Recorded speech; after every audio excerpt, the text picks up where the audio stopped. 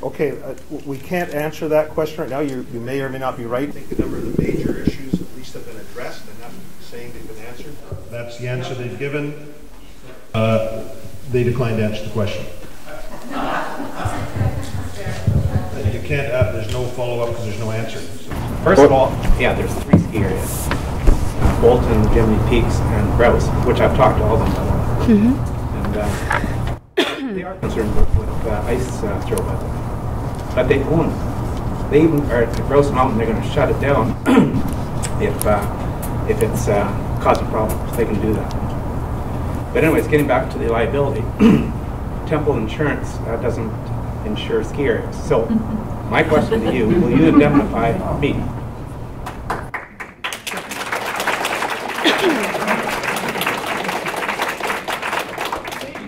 Can you respond to that one, or?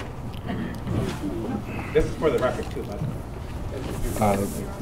Ward, we, if our turbines injure anybody on your slopes, if they injure anybody, period, we're responsible for that. There won't be anybody Right? on the slopes if you build it because you can't get insurance. Please, well, you know, that's let them respond. that's another matter, and only he can address that. I don't really understand why he can't get insurance. That's you know, well, I'm looking at him. But what I can tell you, Ward, is if our turbine injures anybody, we have insurance for that. But I get sued. You know, and you know what? My insurance company is there. Will you indemnify me? I don't. No, I will not indemnify you. No. That's the answer. Well, No. I think we know the answer. No, it is. It is. I have insurance. We have adequate insurance to take care of that issue. More than adequate insurance to take care of that issue. No. That's what our insurance company does. That's what it's there for. Right? This might, excuse me, maybe this is one where, again, this is a good question. The answer word was given, which is, again, not what you wanted, but maybe you can discuss this after. What's the use? I have my lawyer to contact them, they won't answer. Okay, well, they're here.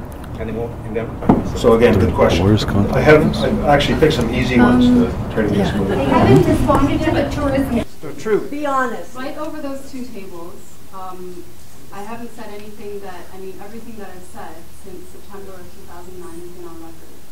And right over that table are some documents which we said very clearly, and it is a legally binding document, that 18 turbines are undergoing this REA process. This REA process, this REA process, phase 1. She is answering phase 1A. So you're, without what, Linda, they've However, asked in the council? spring luncheon, Tony said 30. Council's been asked for 30. Tony talked about 30. And they went to leaving council, talked about 30. So, just please answer very correctly. That's all I ask. Yeah. Okay, that's fair.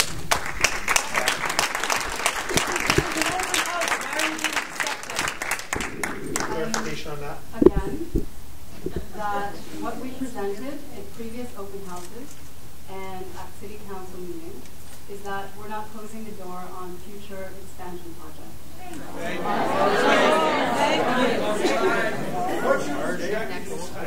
This one. The city does have final say on the turbine locations, but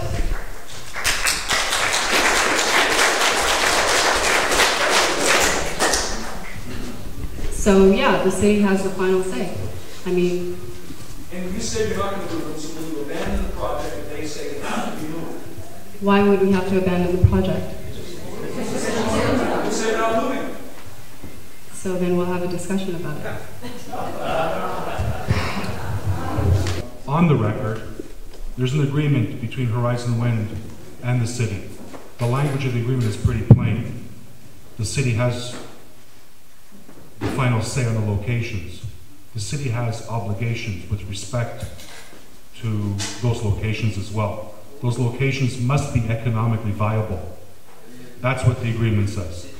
My question was going to be, how much is it going to cost to move this project back, everyone happy here, and still go forward?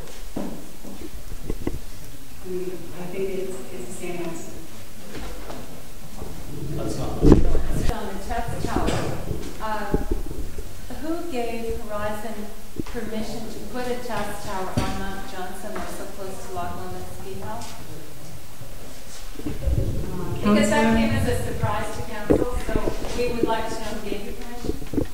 Councillor, the permission to put up Met Towers is in the agreement with the City of Thunder Bay. So our city administration, what they signed gave you that power?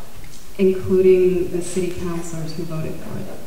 But we did not see that lease, so this is important. Okay, thank you.